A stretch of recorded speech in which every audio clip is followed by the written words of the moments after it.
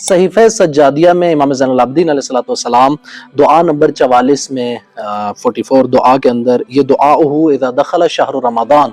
جب شہر رمضان داخل ہوا تو امام زین العابدین علیہ السلام کی جو دعا ہے یہ ایک چند صفحوں پر محیط دعا ہے کہ آپ انشاءاللہ اس کی تلاوت فرمائیں گے، اس کے ترجمے کو دیکھیں گے۔ اس کے اندر امام علیہ السلام جو ایک جملہ ارشاد فرماتے ہیں کہ خدا تک پہنچنے کے جو وسیلے ہیں ان وسیلوں میں سے ایک وسیلہ کیا ہے؟ وَجَعَلَ مِن تِلْكَ السُّبُلِ شَهْرَهُ، انہی وسیلوں میں سے، اپنے قرب تک پہنچنے کے وسیلوں میں سے ایک وسیلہ خداوند متعال نے اپنے مہینے کو قرار دیا۔ کون سا شہر اور مہینہ؟ فرمایا شہر رمضان،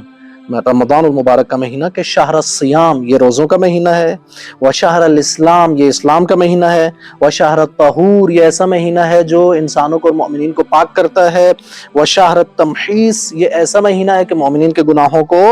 معاف کر دیتا ہے اور مٹا دیتا ہے بالکل، وشہر القیام اور ایک یہ ایسا مہینہ ہے جس کے اندر اولیاء خدا اور عفا صالحین اتقیاء